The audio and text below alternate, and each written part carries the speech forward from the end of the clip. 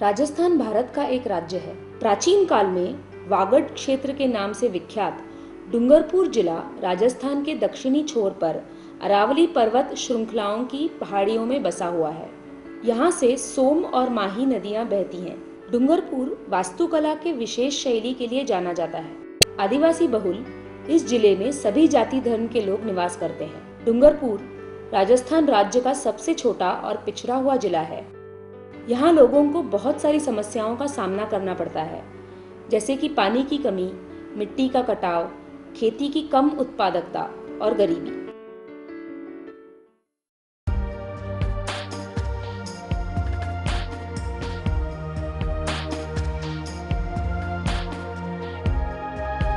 मनुष्य एवं प्राकृतिक वातावरण एक दूसरे पर निर्भर है। वस्तुतः यह उस समुदाय के अस्तित्व का प्रश्न है जो अपना जीवन निर्वाह इस वातावरण में करता है। जिन क्षेत्रों में संसाधनों की कमी है, उन क्षेत्रों में लोगों की वातावरण पर निर्भरता एवं आवश्यकता बहुत अधिक है। अतः जलागम हमें एक प्राकृतिक वातावरण इकाई के नियोजन एवं विकास का अवसर देता है। यह एक सिद्ध वैज्ञानिक पद्धति है जिसमें गिरते हुए पानी को मिट्टी में रोककर मिट्टी को नम किया जा सकता है एवं जल संरक्षण किया जा सकता है।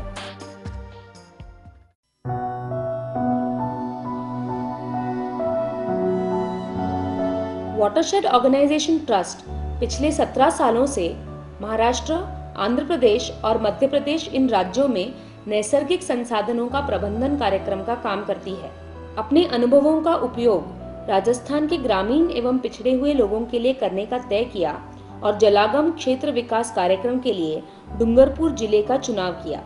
जलागम क्षेत्र विकास कार्यक्रम के शुरू के समय में कुछ मुख्य उद्देश्य रखे गए थे, जैसे कि पूरे वर्ष पीने के पानी की उपलब्धता, खेती का उत्पादन बढ़ाना, संपत्ति संसाधन, महिला सशक्तिकरण एवं संस्थात्मक विकास। वाटर संस्था ने डूंगरपुर की वागड़ जन जागृति संस्था को सहकारी संस्था के रूप में इस कार्यक्रम में सहभागी लिया और उसके साथ डूंगरपुर जिले में जलागम क्षेत्र विकास कार्यक्रम के लिए सरकनकोपचा और मैताली इन 2 गांवों का चुनाव किया। उसके बाद जलागम क्षेत्र विकास कार्यक्रम शुरू हुआ, लेकिन यह शुरुआत इतनी आसान नहीं थी। वाटरशेड का काम करने के लिए हमने डूंगरपुर रीजन को पहला चुना है। यहाँ पर काम करने के लिए हमें कंसर्न इंडिया फाउंडेशन ने सपोर्ट किया। डूंगरपुर में जब हम आए तो सारा माहौल, यहाँ का कल्चर, लोग, ये सारा हमारे लिए काफ़ी नया था। इसके बीच में वाटरशेड के टेक्निक्स को लागू करना हमारे लिए एक चुनौती थी। इस वाटरशेड एरिया में, खास करके सरकनकोपचा के एरिया में अगर आप देखेंगे तो छोटे छोटे टीले हैं, बहुत सारे टीले हैं। फ्लैट लैंड नहीं के बराबर है। जहाँ पर भी लोग खेती करते हैं वो सिर्फ नाले में होती है और थोड़ी बहुत जो टीले की ढलान है उन ढलानों के ऊपर खेती करी जाती है और वो भी खेती सारी बरसात के पानी के ऊपर निर्भर है। गांव की बसावट जो है वो बिखरी हुई है, बहुत दूर दराज तक। बस्ती बहुत कम है। हर टीले के ऊपर एक एक घर नजर आता है। ये अलग अलग जगह पर इतनी दूर दराज पर बसे हुए लोगों को इकट्ठा कैसे लाएं? वाटरशेड एक ऐसा प्रोग्राम है जहाँ पर बहुत लोग लगते हैं इसमें काम करने के लिए, और इतने बिखराव में लोगों को इकट्ठा कैसे लाएं? समूह बनाने हैं तो महिलाओं को इकट्ठा कैसे लाएं? ये एक बहुत बड़ी चुनौती हमारे सामने थी। फिर हम लोगों ने गांव के लोगों से बातचीत की। फिर गांव के लोग, कुछ लोग जो एक्टिव थे, उन लोगों को चयन करके दरेवाड़ी वहाँ पर इनको प्रशिक्षण देने के लिए और वाटरशेड का जो कॉन्सेप्ट है उसको समझाने के लिए वहाँ पर उनको विजिट कराया गया। इसके बाद यहाँ आने के बाद इन लोगों के साथ पहला जो 4 दिन का प्रारंभिक श्रमदान है शुरू किया गया था। अब पहले यहाँ काम शुरू जब करवाया सर, तो यहाँ पहले लोगों का पहले से ये इस काम के बारे में जानते नहीं थे, तो काम एक नया था ये। तो इस प्रकार से सारे लोगों के बीच में ये हमारे को विश्वास नहीं हो रहा था। सारे लोग ये क्या, कभी कभी लोग कहते थे कि ज़मीन ले जाएंगे, कभी खाते में कर रहे हैं, पट्टा मांग रहे हैं, ये सारे उनके सारे सवार थे पड़ी हुई। तो फिर यूँ करके जैसे तैसे करके मनवा के कांजी भाई के यहाँ पर हमने श्रमदान किया। नहीं तो सबसे पहले हमने 4 दिन का श्रमदान किया, वो कांजी भाई के भीड़ में सभी गाँव वालों ने मिल के, जहाँ 4 दिन का श्रमदान किया सबसे पहले। उसके बाद बारिश भी कम हुई थी और कम होने के कारण भी वहाँ पर घास का और फसल का, मक्का का थोड़ा परिवर्तन देखने पर सब लोग वहाँ काम करने के लिए तैयार हो गए। वाटर वसुंधरा जलागम क्षेत्र विकास कार्यक्रम में मिट्टी एवं पानी संरक्षण हेतु चोटी से घाटी तक उपचार किया जाता है। इसकी शुरुआत नेट प्लानिंग से होती है। नेट प्लान करने के लिए एक नेट प्लान की टीम होती है, जिसमें जिस खेत में नेट प्लान करना है उस खेत के किसान और उसकी पत्नी होते हैं, ग्राम विकास समिति के 2 सदस्य और इसके साथ एक इंजीनियर होता है। नेट प्लान करने के लिए गांव का एक नक्शा होता है जिसमें पूरे ज़मीन की जानकारी होती है। साथ में हाइड्रो मार्कर होता है जो ढलान निकालने में काम आता है। साथ में एक फॉर्म भी होता है जिसमें मिट्टी का प्रकार, मिट्टी की गहराई, ढलान और किए जाने वाले उपचार लिखे जाते हैं। वसुंधरा सेवक ने नापी हुई ज़मीन और सरकारी रिकॉर्ड का मिलान किया जाता है और उसके बाद किसान के साथ चर्चा करके कौन से उपचार उस ज़मीन पर करने हैं और कितना खर्च आएगा यह भी तय किया जाता है। इस फॉर्म पर किसान पति पत्नी के हस्ताक्षर लिए जाते हैं। सबसे पहले काम सीसीटी का हुआ सर, ऊपर रिज लाइन से, ऊपर की लाइन से, तो सीसीटी, आरएसबी और जीपी। उसके बाद बारिश हुआ, उस वक्त हमने आरसीटी की। आरसीटी करके फर्स्ट साल में ही पौधे लगाए सर। हाँ, और घास के बीज डाले सर। पौधे तो सर सागवान था, बांस था, नीम था, इमली, ये हाँ, जंगली जलेबी थी।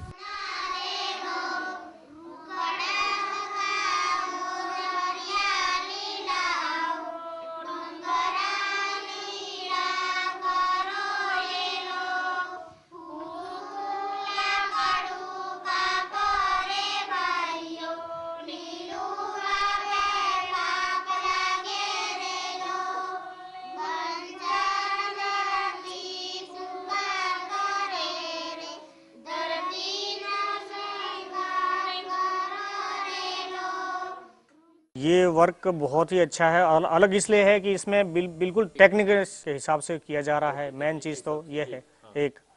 दूसरा, इसमें भविष्य का जो सोच है उसको पॉजिटिव रखते हुए ये कार्य कर रहे हैं। दूसरी बात, वाटर लेवल का मुख्य आधार है ये वर्क।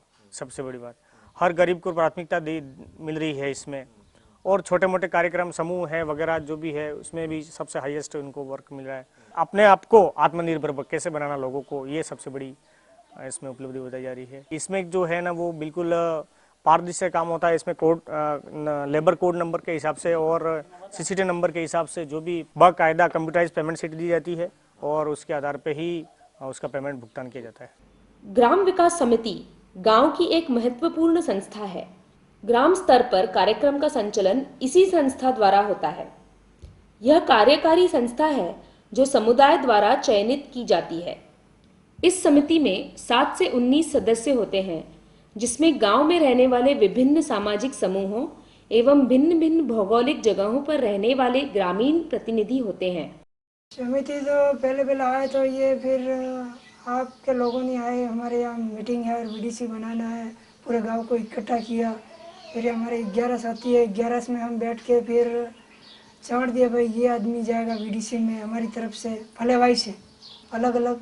ये हमारे 11 में बैठ के इनका चयन किया गया। हमारे बीडीसी की मेंबर हर महीने की 13 तारीख को आती है। जब एसएजी के लिए हम गठन कर रहे थे तो हमारे सामने हर तरह के अलग अलग प्रश्न खड़े होते थे।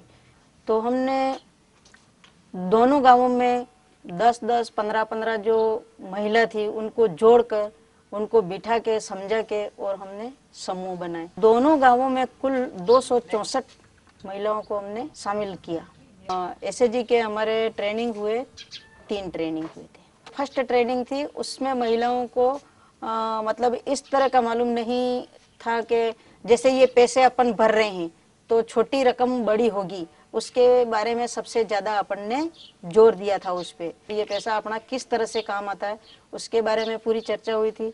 तो उस टाइम पे ये बताया था कि अगर अपने पास में पैसा है तो इमरजेंसी किसी को भी कोई बीमार हो गया या किसी के घर में किसी तरह की कोई कठिनाई है तो अपने पास में सेविंग है तो अपन इकट्ठा पैसा निकाल के उसका उपयोग कर सकते हैं। तो अपन को कहीं जेवर एवर लेके कहीं दुकान वगैरह पे नहीं जाना पड़ता है, किसी को नहीं देना पड़ता। इस तरह से ये अभी तक चल रहा है और ये तो आगे बढ़ना ही है, इनको बढ़ाना है। तो उस टाइम पे जो हमने बचत के पैसे थे वो प्रति सैकड़ा 2 रुपए के हिसाब से ब्याज पे किसी बहन ने लिए और उसमें उस पैसों का उपयोग उस महिला ने ये किया कि आटा चक्की घर घंटी भी लगाई है, किराना की दुकान भी है। इस तरह से छोटे छोटे काम उन्होंने अपने निकाले हैं। 18 जणी जुड़ानी थी अमी 18 में 15 जणी बार मौजूद था ते बार हो रुपया पे कर हम गरावे ते ये सा शक्कर આપણે સાવલ એમ આપણે તેલ એવો નાનો મોટો સો એમ નારિયેળ है એમ સરસों तेल है मीठू तेल है એવો તો એવો થોડુંક અમારે વધારે લાગ્યું હું થાય એવા મારે ઘેર એવા સબસુરી પણ વાજે મો એવા ન્ય નહીં વેતું તે મો કમાડ દઈને મો મારે કંઈક ધંધો કરવા જો એવા ન્ય જમ્યું તે મારા શરીરને એમ કે સંતોષ મો ન્ય રહું मारे जो आस घेर पास में घेर है ते भी गम रहे न्य भी गम रहे ने वाट माते है ती थोड़ा थोड़ा धंधो भी चलता रहे।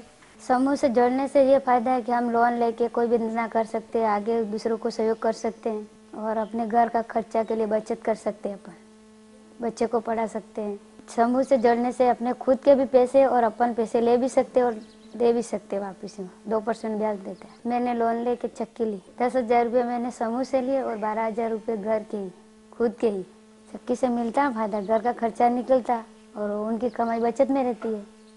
और जो एसएजी के अंतर्गत था तो स्टार्टिंग में हमने जो चूल्हे लिए उससे भी लोग कई उपयोग कर रहे हैं जिनके समझ में है वो। इसके बाद में हमें बकरियां भी मिली, समूह को हमने बकरियां भी दी, सब्जियों के बीज भी दिए और हॉर्टिकल्चर फल फ्रूट के पौधे भी दिए। तो अभी भी जहाँ जहाँ लोगों के जमीन अच्छी है, पानी की सुविधा है, वहाँ पौधे भी जीवित हैं। समूह मीटिंग थी तो बकरी हाथे समूह वाले मળી मैं आली तो मैं कहीं ही एक बच्चों आवेगा तो दूसरी बाई ने आलवाना। हाँ बकरी बोले मोटा समूह में पैसा जमा की दे। हाँ बकरी बोकड़ा आवे, बकरी आवे वस्तार વધેगा, खातर थाएगा, बोकड़ा वेसत पैसा आवे 2,000 बर 4,000 दरावाड़ी गए था तो हमें वे जुई है जीता वे भी मैडम बाड़ जीतो यू में था एम हमें वे जुई है जीता अने जुई नावी ने पाछो हमें एम कीधु के लाकड़ा आपणे कम ते यू सुलो लिया तो आपणे खाना भी था, पानी भी गरम था, सा भी था, सब काम था। आना सुला की कीमत 1,000 रुपया, हमें 700 रुपया सरंदा ली। એટલે કે અમારે પહેલે ગારનો મટ્ટીનો ચૂલો હતો કે આનામાં જ્યાદા લાકડી લાગતી, આનામાં કમ લાગી એટલે પહેલાં વધારે ગરમી લાગતી, વધારે પૈસા આનામાં કમ ગરમી લાગે।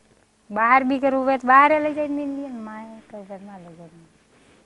वसुंधरा कार्यक्रम में ग्राम विकास समिति पर कार्यक्रम के नियोजन, क्रियान्वयन एवं देखरेख की जिम्मेदारी होती है। इस जिम्मेदारी को पूरा करने के लिए समिति सदस्यों का सक्षम होना अति आवश्यक है। इस हेतु वाटर वसुंधरा कार्यक्रम के अंतर्गत चयनित समितियों को क्रमवार कार्यक्रम प्रबंधन, नियोजन एवं मूल्यांकन हेतु प्रशिक्षित किया जाता है। पहले तो हम कोई जानते नहीं कि महीना में इकट्ठा होना नहीं होना वो हमको कोई पता नहीं था। हर महीने फिर बैठक रखते हैं तो उसमें हमारा 10-11 सदस्य इकट्ठे होते हैं तो अपने को क्या काम करना है। उसके बाद में हमारे पशु बीमार हो जाते तो शिविर लगाए, यहाँ शिविर लगता तो जानवरों को फायदा हो जाता, नहीं तो दवाई ये नहीं कराते वो मर जाता तो वो नुकसान होता।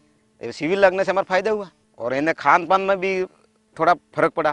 पहले 1 किलो है 2 किलो तो 1 किलो दूध आता था, अभी इसको सारा हरा डालने से 2 किलो भी दूध मिलता है। ये काम वाटर वसुंधरा विकास कार्यक्रम ये पहले सर काम नहीं हुआ था इनके पहले से, मतलब कुछ घास में अनाज में दोनों में कमी थी, लेकिन ये पहाड़ी के ऊपर सीसीटी कराने के बाद पानी रुकने के बाद मतलब जहाँ घास की कमी थी सर वहाँ पर बढ़ोतरी हुई है सर। तो हमने काम करवाया सीसीटी का तो उसमें घास इसमें बड़ी हो गई, उसमें सीसीटी का काम नहीं करवाया है तो इसमें घास छोटी है। तो सीसीटी का काम चलाने के बाद ये घास और भी बड़ी हो जा रही है। ये सीसीटी बनाई इसकी घास है और ये बिना सीसीटी की घास है। तो पहले ये बारिश होती थी उस समय पे घास थोड़े गाय सरते इतने ही रहती थी, उसको 4-8 महीने डालने के लिए घास मेरे पास रहती नहीं थी। क्योंकि घास होती नहीं थी, मैं खरीद के लाता, मजदूरी करता, मजदूरी में 50 रुपये मिलते हैं, उसमें घर कैसे चलाता और घास कैसे लाता। तो इसी वजह से ये अभी फार्म कोड ने ये बनाया और सीसीटी की, उसमें से ये पौधे डाले। तो पौधों के हिसाब से भाई बैल और बकरी अंदर मैंने घुसने नहीं दी, उसके हिसाब से मेरे घर खेत में थोड़ी घास की व्यवस्था मिली मेरे को। मतलब तो ये घास, मेरे घास का उपयोग थोड़ी देने से मेरे मन में यह विचार हुआ कि मेरे पास अभी घास पड़ी है, थोड़ी आवक दे रही है, तो इससे मेरे 1-2 गाय और खरीद लूँगा, तो मेरे घर में थोड़ा अच्छा रहेगा। इतना मेरा फ़ायदा हुआ है। सीसीटी से मेरे ये फ़ायदा हुआ है, जो बारिश गिरती है पानी, क्योंकि फालतू जाता नहीं है नीचे, क्योंकि वो वेट में भर जाता है नाली में, तो वो सीधे इसके अंदर ही कूदता है पानी, ज़मीन में जाता है पानी, फालतू जाता नहीं। और ज़मीन में पानी जाता है, इसके हिसाब से नीचे जो खेत में कोई भी हो फसल हो वो थोड़ी मिलती है मेरे को। हमने इस गांव में एग्रीकल्चर इंटरवेंशंस भी किए हैं, जिसमें कि कम लागत में कैसे अधिक अनाज का उत्पादन किया जा सकता है, जिसमें हमने लोगों के साथ कुछ डेमोस किए हैं कि हमें उत्पादन काफ़ी ज़्यादा अच्छा देखने को मिला, 2 गुना ज़्यादा उत्पादन बढ़ा।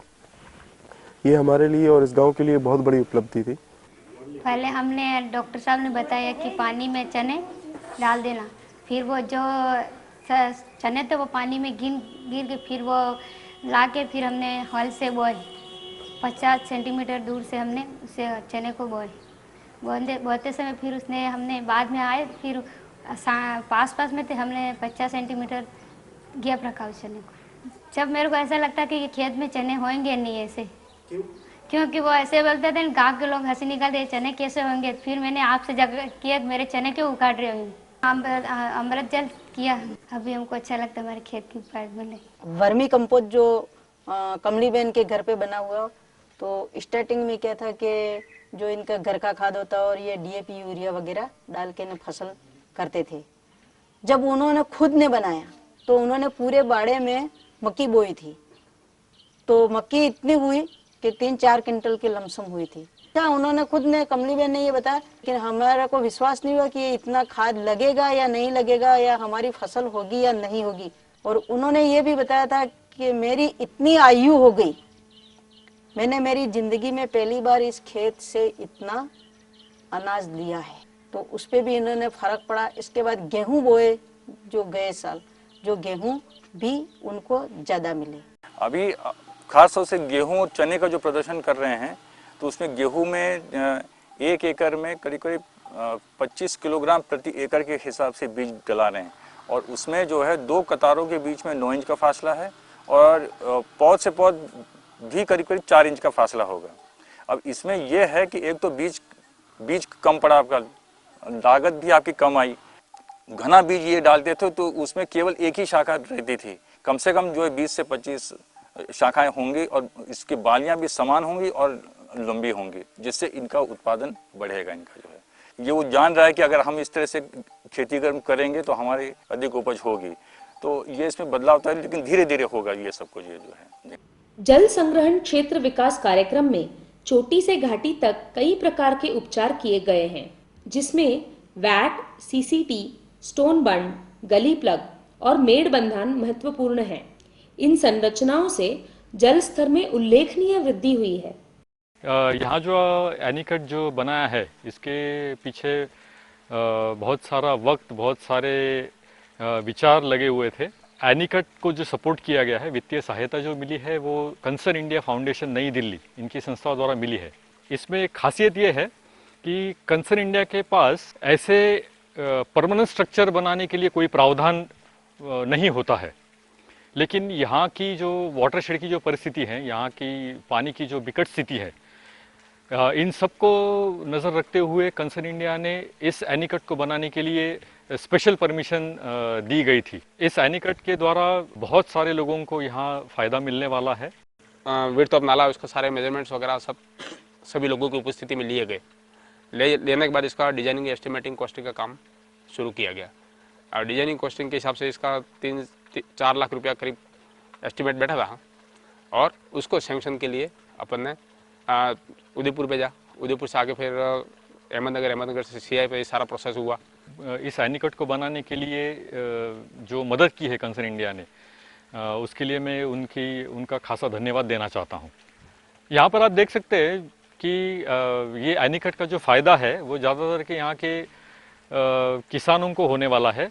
और जो कुएं भी है वो नालों के बाजू में ही बनाए हैं, तो इस एनीकट का ज़्यादातर के फ़ायदा इन कुओं को होने वाला है, क्योंकि ये कुएं बहुत ज़्यादा समय तक रिचार्ज बने रहने की संभावना है।